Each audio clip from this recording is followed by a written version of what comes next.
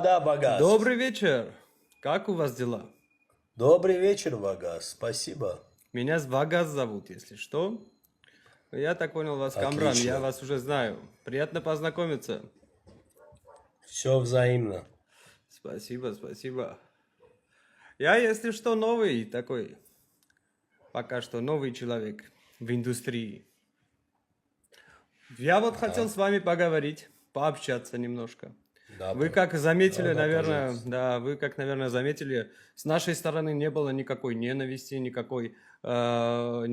комментариев плохих. Чисто мы хотели с вами познакомиться. Да, пожалуйста. Как вы относитесь вообще ко всему этому? К чему именно? Ну, ко мне, допустим. Я вас первый раз в жизни вижу, нормальный, молодой Я же парень. армянин просто. Ва- Вы же, Ну и в что? принципе, вообще ко всем армянам плохо относитесь, нет? Или я... Я не ко всем плохо отношусь, я отношусь плохо к тем, кто делал плохо нам. Наверное, вы также. Ага, и я к отношению вам плохо делал что-то? Нет, пока. Просто столько людей от вас пришли, все писали Вагас, Вагас, прими, поговори. Да. Мне было интересно, что так вдруг. Да, я, интересная личность я. Очень интересная. А чем вы занимаетесь, что вы интересная личность? Я фокусник. А, вы фокусы показываете? Да. Очень интересные фокусы показываю. Я хотел вам сказать, что вот следил за вашими деятельностями, да, и реально вы такой нормальный, адекватный человек, вы хорошо все позиционируете, хорошо все разлагаете. Я к вам отношусь очень хорошо, я к вам отношусь очень тепло. Спасибо, благодарю. Не за что, не за Вы что. вот реально показываете фокусы. Да, так прям реальные фокусы, качественные. Да. Да, никто не верит Представляю, там, своим что глазам. будет Да. в конце фокуса. Да, в конце фокуса вообще будет жесть, да. Все радуются всегда. Ну, я представляю. Наверное, никак не связано с тем, что происходит. Да, когда что-то там где-то горит или что-то поджигают. Поджигают? В смысле? Ну, бывает же такое, на площади что-то сжигают каждый год. Надеюсь, без этого. Да нет. Мы люди культурные, мы не сжигаем. И вы пришли, в смысле, поговорить со мной о фокусе? Вы хотите Не. фокус показать? Вы из Я- Еревана, да? Не, я с другого места, я не живу в Ереване. А не в Армении живете? Да. Не, я пришел, вот честно сказать, у меня для вас был сюрприз приготовленный, фокус именно лично для вас. Я хотел вам его продемонстрировать, если вы не против, конечно же. Давайте тогда договоримся так. Я никак на это реагировать не буду, если это не оскорбит мой народ, мою нацию, если это даже меня лично оскорбит, я не в обиде. Но главное, чтобы не трогало мою нацию. Можно так? Конечно. Зачем оскорбление? Это же фокус, это же магия даже, грубо говоря.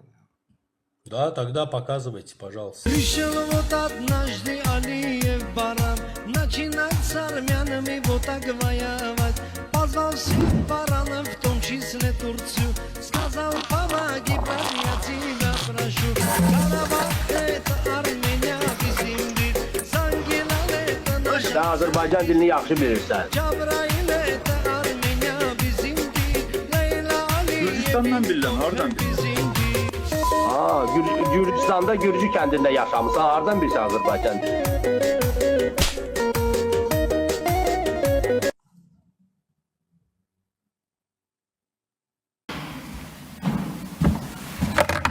Շնորհակալություն։ Ես իհարկե պետքա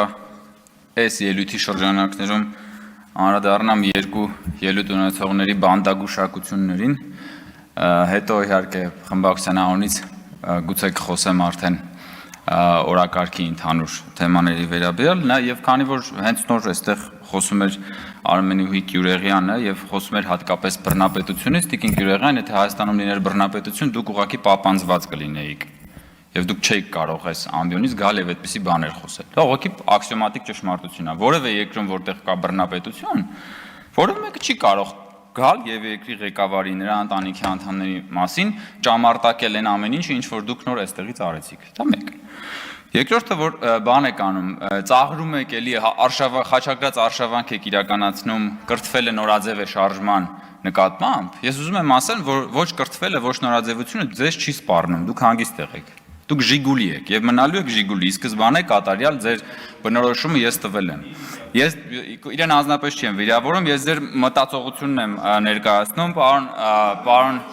Բա չէիք լսում պարոն Մինասյան։ Պարոն Մինասյան, չէիք լսում Գյուրեղյանի ելույթը։ Չէիք լսում Գյուրեղյանի ելույթը միջև հիմա։ Չէիք լսում։ Չէ, բա չէիք լսում։ Բա չէիք լսում Գյուրեղյանին, պահանջեիք պարոն Արշակյանից, որ Տիկին Գյուրեղյանին բանանի, ասի մի վիրավորեք։ Բա խի չասեցիք։ Ոնց ասի ինչ ասեք։ Բա գնա լսի։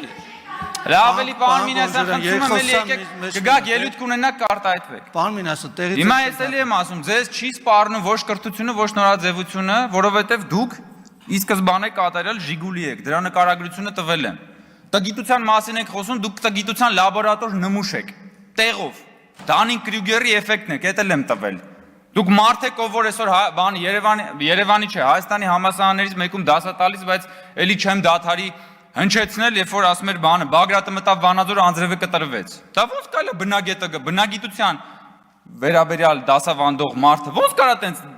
բան ասի, ժողովուրդ հասկա, ցնդաբանությունը, եկել աստե կրթությունից է խոսում մարդը։ Եկել է կրթությունից է խոսում, ինչ որ տերմիններ է բանանում, այստեղ ճամարտակում եւ այլն եւ այլն։ Կամ ասենք, բանը ինչքան կարելի է հատկապես ձեր խմբակցության որոշ անդամների կողմից գալ եւ այդպես թիրախավորել վարչապետի կնոջը։ Հատկապես այդքան իջնելով, այդքան էժանանալով։ Ես ուրիշ բացատրություն չեմ կարող գտնել, բացի նրանից, որ դուք ուղղակի դժբախտ մարդ եք։ Միայն դժբախտ մարդը սեփական կյանքում դժբախտ մարդը կարող է այնքան իջնել, որ գա այստեղ եւ վարչապետի տիկնոջ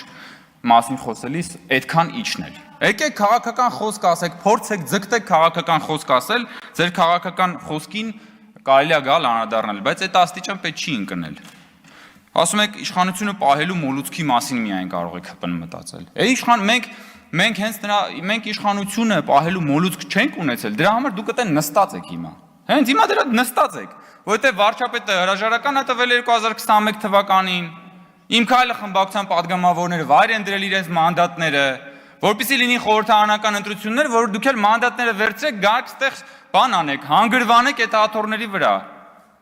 Ու հիմնականում էլ զբաղվեք պարազիտությամբ, որովհետև որ նայում ենք ձեր քաղաքական գործունեությունը, դուք հիմնականում պարազիտանում եք այս ժողովրդի եւ այս պետության հարկատուների վրա։ Հիմա եկել եք, չգիտեմ ինչեր եք խոսում։ Կրթությունից եք խոսում, ծաղրում եք կրթություն։ Բա իհարկե դուք պետք է ծաղրեք կրթությունը, որովհետև դա ձեր բանին դեմ է։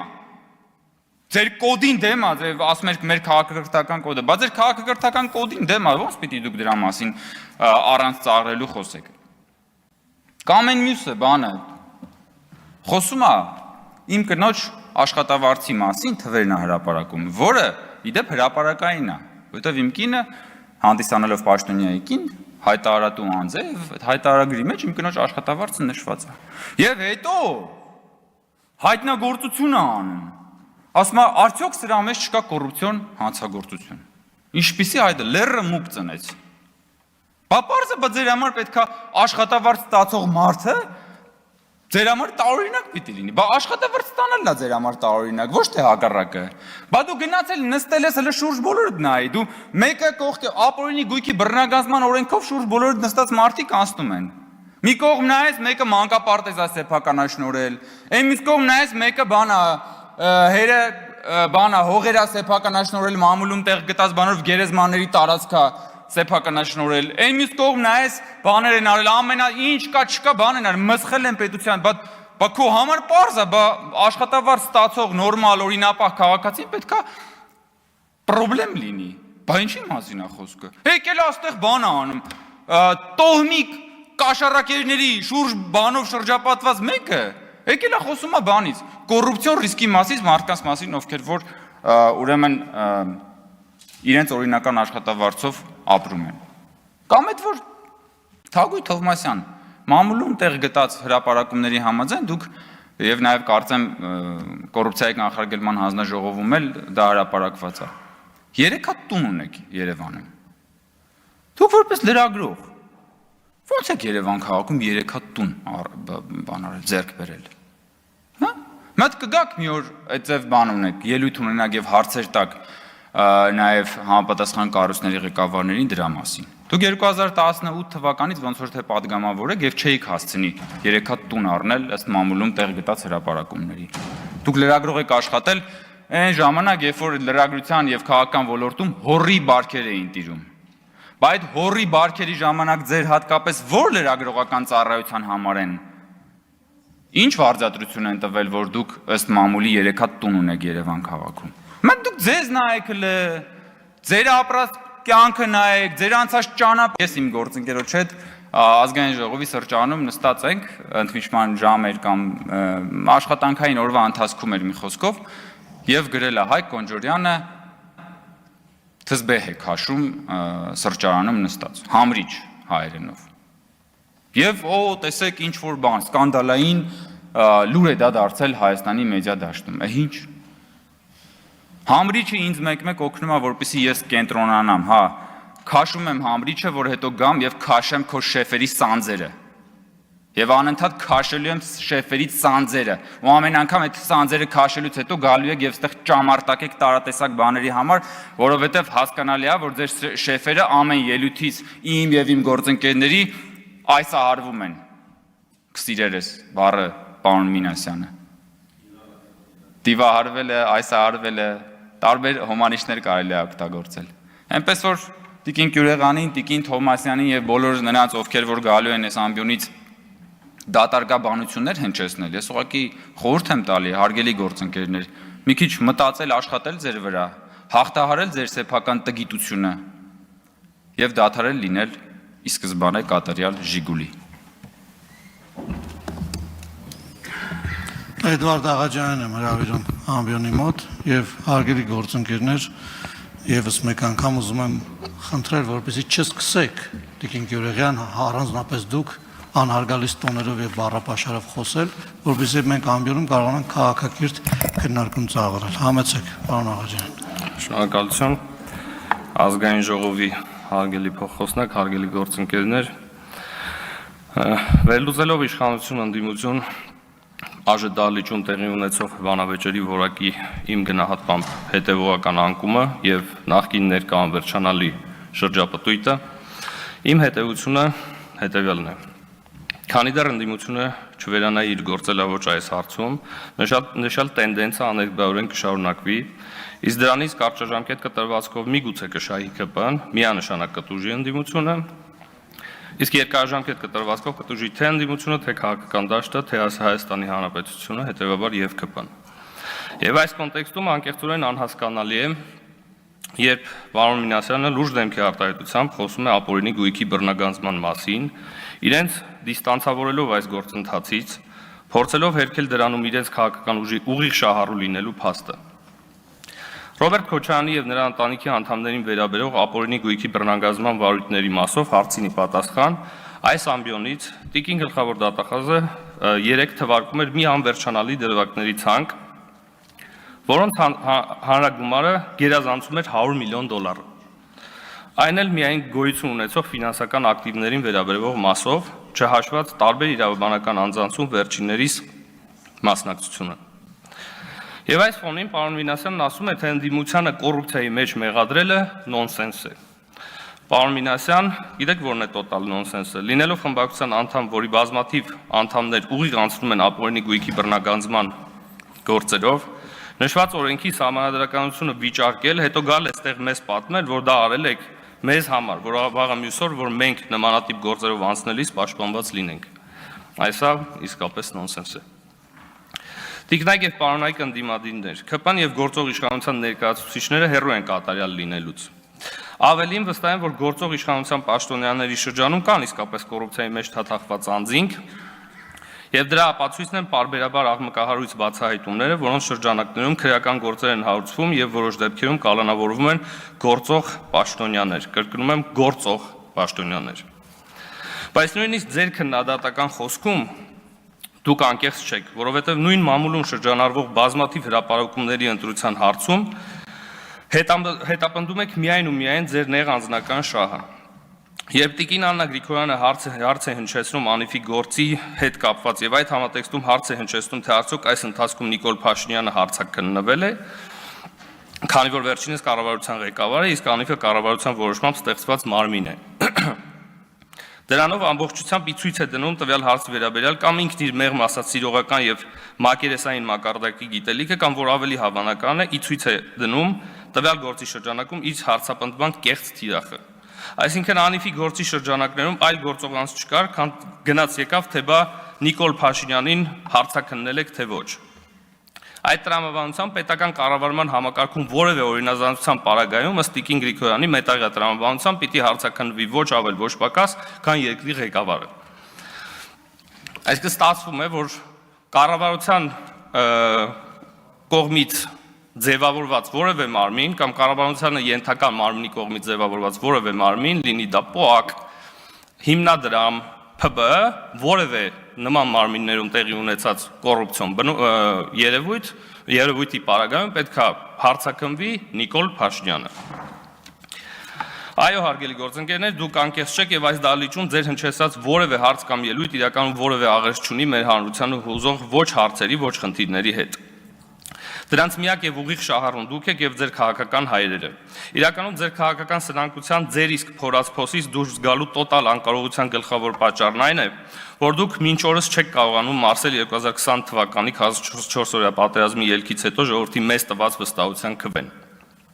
Իսկ այդ հոգեբանական ժխտման պատճառն իր հերթին ձեր ինքնահայեցողության ունակության բացակայությունն է։ Դուք այդպես էլ չհասկացաք, որ ընտրությունների նման արդյունքների գլխավոր պատճառը ձեր նման իշխանության գալու սարսափելի հեռանկարն էր։ Հետևաբար, քանի դեռ դուք հիմնավոր վերանայման չեք ենթարկում ձեր խոսույթը, չեք դառնում իսկապես կառուցողական ընդդիմություն, չեք սկսում վերջապես խոսել ժողովրդի անունից, կամ քանի դեռ չեք լքում քաղաքական դաշտը, քաղաքական ստատուս քվոն երբեք չի փոխվելու, որովհետև ԿՊ-ն իր բոլոր բացասական դրսևորումներով երբեք, ասում եմ, երբեք ձեզնից վատը չի դառնա։ Հետևաբար, եթե շատ եք ուզում իշխանազրկել ԿՊ-ն, նվազագույնը, որ կարող եք անել, դա լքելն է քաղաքական դաշտը։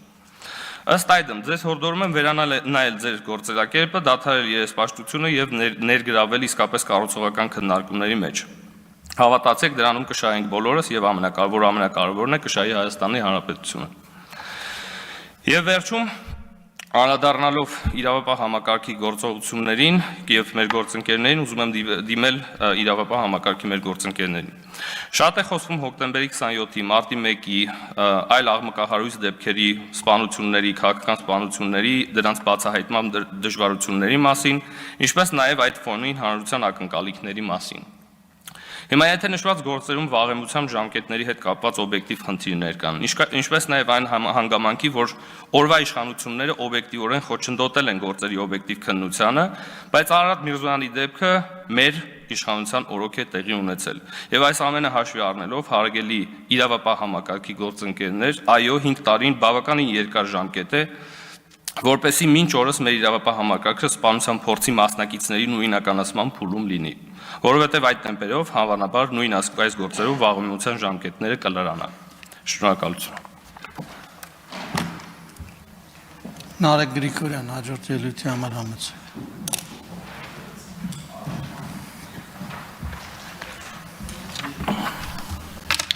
Մեծարգո պարոն Արշակյան, հարգելի գործընկերներ, հարգելի պարոն Կոնջորյան, պետք չի ներվայնանալ, այլ բան չէի էլ կարող սպասել հայոյանք տվող կնոջից, այս ամբյոնից այլ ելույթ չէի էլ ես անկեղծ չէի էլ սպասում։ Պարոն Մինոսյան, երեք այստեղ չէի անդրադարձակ ինձ, երբ ձեր գործընկերոջը որ ազգանունով էի դիմել, ասել էի Քոչարյանի որդի, ասում էիք, որ այդ վատ է, ըստ երևույթի Քոչարյանի տղա,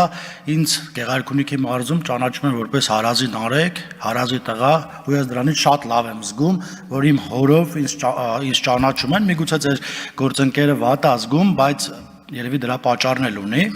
բայց ամեն դեպքում պարոն Նահապետյան, ես այստեղ ելույթս ավելի շատ գործնական է, քան քաղաքական, ես ձեզ ավելի ճիշտ ձեզ չէ, դատախազություն գրություն էի, մի գրության մի ամբողջ փաթեթ էի ուղարկել, Գավառ համայնքապետի եւ համայնքապետարանի հետ կապված, Եվ այդ փաթեթի մասով դատախազությունը իր գործառույթը սկսել էր եւ մնացած փաթեթն ուղարկել էր հակակոռուպցիոն կոմիտե, ինձ հետ կապնվեց ձեր քննիչներից մեկը եւ մենք գործընթաց էինք սկսել միասին, հետո մի պահ այդ քննիչը ազատվեց աշխատանքից եւ գործընթացը կանգնեց, այս 4 ամիսա կանգնել այդ գործընթացը։ Հիմա ես կասեմ ինչի մասին է խոսքը, այնտեղ կան արխիվային փաստաթղթեր, ինչ փաստաթղթեր հնարավոր է եղել, ես ճարել ամբողջական փաթեթ եմ սարքել ձեզ տվել։ Տեսեք, հիմնական ինչա կատարվել Գավառում, ուզում եմ հանրությունն ու հասարակությունն էլ իմանա, 2000-ականներին Գավառում ուտարվել եւ սեփականաշնորհվել է Գավառի օդանավակայանի տարածքը եւ շենք շինությունը, Գավառի երկրորդ մանկապարտեզի երկրորդ մասնաշենքը, Գավառի 5-րդ դպրոցը, որը պատահաբար այրվեց, հետո սեփականաշնորհվեց, Գավառի Բողբոջ մանկապարտեզը, որը գրեթե հավասարված է հողին, Գավառի ուսուցչի տունը նախկին սոցապ տարածքը, որը պատկանում էս ինչ որ թվում են պատկանում է համայնքապետին եւ նրա մերձավորներին։ Ջրային կոմիտեին պատկանող նախկին շենքը Հացառատ թաղամասում։ ԱՏԿ-ի շենք շինությունները տարածքը նախկին ԱՏԿ-ի։ Տրիկոտաժի գործարանը, որը ըստ երևույթի դրա արխիվային փաստաթղթերն էլ կան, որ կոպեկներով է գնվել։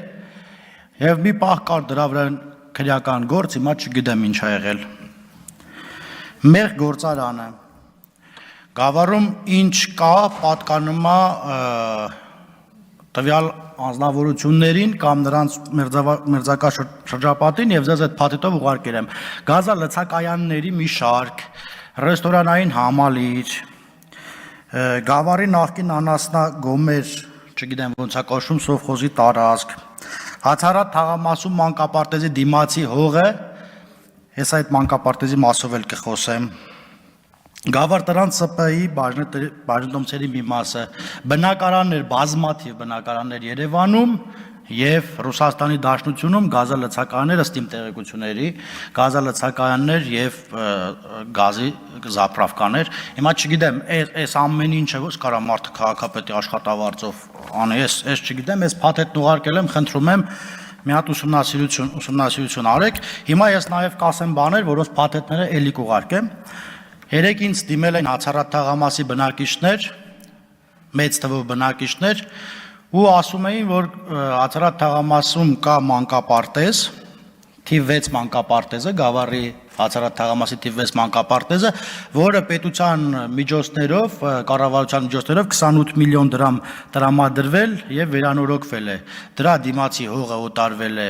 եւ վաճառվել է ըստ իրենց, եւ այդ մանկապարտեզը այս արդեն 8 տարի է չի գործում։ Խնդրում եմ սրա ուշադրություն դարձնեք։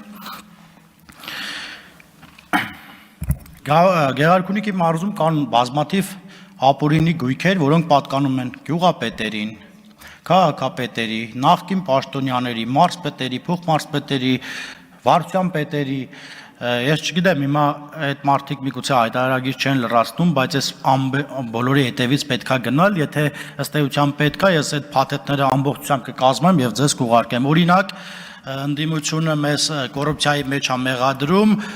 եթե չեմ սխալվում 2021 թվականին Ռոբերտ Քոչարյանի շտաբի պետը, այդպես էր երևի կոչվում, մեր մոտ նախկինում մարզպետ էր աշխատում, օրինակ ես հիշում եմ, որ այս մասով էլ փաթեթներ ուղարկել եմ, իհարկե ոչ ձեր մոտ, հիմա հələ այս բան արձագանք չկա, սեփականաշնորհվել էր նախկին նավթո բազա կոչված պայեստը, այդ վարելիքի պայեստը, որը պաշտպանության նախարարության էր, հետո նորից վերավաճառվել էր պաշտպանության նախարարության, ես որ ասում եմ 2006-7-8 թվերին էր, 6-ից 8, եթե չեմ սխալվում, ահռելի գումարով նորից հետ էր վաճառվել, այսինքն էժանով գնվել էր, թանկով վաճառվել էր, այս մասին էլ խնդրում եմ ուշադրություն կդարձնեք, ես ձեզ կուղարկեմ ամեն դեպքում ինչ կարողանամ գտնել։ Տեսեք, սիրելի գործընկերներ, Միշիկ Մինասյան, երևի եկավ ու Նորատուսի ռադիո փակ բաժնետիրական ընկերությունը, որը 600 հեկտար տարածք էր ներառում, մոտ 40 շենք շինություն, եթե չեմ սխալվում 200 բարձր անտենաներ, այդ ոնց է կոչվում, չգիտեմ, մի խոսքով մի մեծ հիմնարկ, որտեղ աշխատում էր մոտապես 200-250 մարդ, հետո սեփականաշնորհից հետո կրճատեց սարքեց 60 մարդ, հետո միամիտ մենք եկանք իշխանության, պետությունը ապօրինի գույքով վերցրեց այս ռադիոմաշտը, հիմա նորից ուզում եմ հանրությանն ու հասարակությանն ասել, որ ռադիոմաշտը վերականգնում է, ռադիո-ՓԲ-ն վերականգնում է իր դիրքերը եւ աշխատակիցների թվականակը ըստ էության կամաց Ես չգիտեմ, հակակոռուպցիոն կոմիտեն էր որպես ապօրինի գույք արել թե չէ, բայց հիմա տեսեք, երկրորդը Գավառի մանկատուն պողակի դիմացի այգում սեփականաշնորհվեր այգու տարածքը եւ այդտեղ ապօրինի կառուցվել էր սրճարան, որի թույլտվությունը նաեւ էլի տվեր համայնքի ղեկավարը, որը էլի ապօրինի էր, հետո էլի շնորհակալություն դատախազությանը ապօրինի գույքի բռնագազման այդ վարույթներով հետ բերեցինք պետությանը։ Հետո ու ես ինչ եմ ուզում խնդրել ձեզանից, որ ինձ որպես падգամավոր առաջին հերթին քաղաքացիական պայմանագիր խմբակցության падգամավորներին, բայց նաև ընդդիմության падգամավորներին եղբայր, քույր, հայր, մայր, մորքուր, օրքուր, քեռի, ով կա, մի հատ եթե հասկանում եմ ռեսուրսի խնդիր կա, բայց խնդրում եմ կենտրոնացեք մի հատ հասկանանք, ով ինչ ունի, ով ինչ է ունեցել, ով ինչ է ձեռք բերել մինչև 2018 թվականը, ով ինչ է ձեռք բերելու 2018 թվականից հետո։ Այսքանի մասին այսքանը ես ինչ կար փաթեթներով Պարոն Նահապետյան, ձեզ կուղարկեմ, բայց այն ինչ որ ուղարկել եմ, խնդրում եմ գոնե այս մի մասով տեղից շարժվի, հետագա ընթացքում ձեզ կուղարկեմ ու մեկ էլ կուզենամ, որ ընդդիմությունը մեզ մեղադրում այդ կաշառքի բանի մեջ, խնդրում եմ, որ եթե Գեղարքունիքի մարզ գաք, հանկարծ օրինակ Գավառի կամ Վարդենիսի կամ Մարտունու կողմ գաք, Ձախաթևերին կտեսնեք մի հատ, չգիտեմ, քանի հարկանի բան, հյուրանոցային համալիր, որ օրինակ Ես չեմ կարող մտածել, որ կարող եմ այնքան աշխատավարձ տանել, որ այդ համալիրը սարքեմ, բայց գիտեմ, որ այդ համալիրը ըստ էության մեծ աշխատավարձով չեն սարքել, խնդրում եմ դրա վրա այլ ուշադրություն դարձրեք, շնորհակալություն։ Լիլիթ Մինասյան, դահլիճում չի։